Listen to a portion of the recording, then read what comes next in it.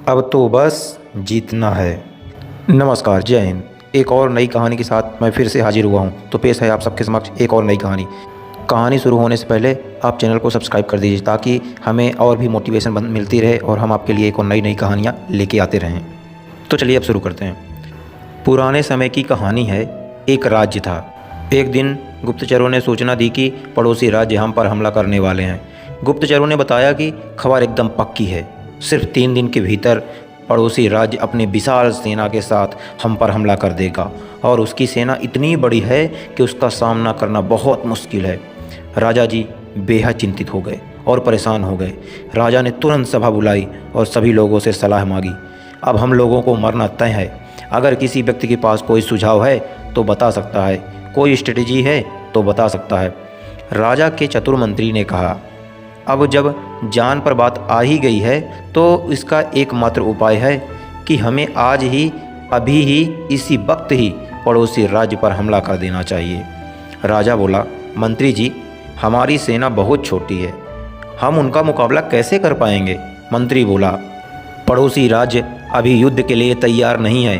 अभी उस राज्य पर हमला कर दें तो वह संभल नहीं पाएंगे और हमारे जीतने की संभावना कुछ हद तक बढ़ जाएगी। वैसे भी हम पर हमला होने वाला है, वो इतनी विशाल सेना है, हम यूं ही मरने वाले हैं। वो वैसे भी हमें 3 दिन बाद मारने ही वाले हैं, तो क्यों ना कुछ करें हम। अब जब हमारे पास कोई उपाय है ही नहीं तो हम यही कर सकते हैं। राजा को बात थोड़ी अच्छी लग गई। उसने तुरंत अपनी सेना को तैयार होने का आदेश दिया और उस राज्य के नागरिक भी सेना के साथ जुड़कर युद्ध में चले गए।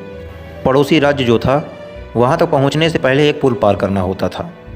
एक पुल था, तो जैसे ही वो सेना पुल पार करके उस राज्य में घुस गए तो राजा ने कहा, हम अपने पड़ोसी राज्य में घुस चुके हैं। ये जो पुल है, इस पुल को जला दो। और जलने के बाद सेना को बोल दिया, हमारे पास में अब कोई ऑप्शन नहीं है सिवाय लड़ने के।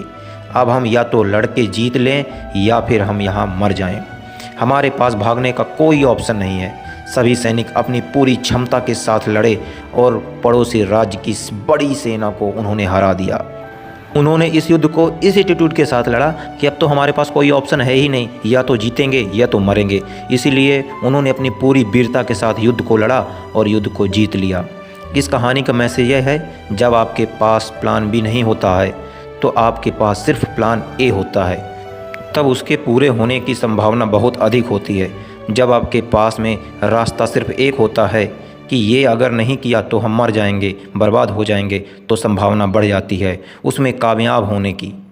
हर इंसान का एक वक्त आता है जब उसको लगता है कि अगर अब कुछ नहीं किया तो मैं बर्बाद हो जाऊंगा, और वो कर लेता है जिससे वह सफल हो जाता है। तो दोस्तों, यह रही हमारी कहानी। आई होप कि यह कहानी आपको पसंद आई होगी।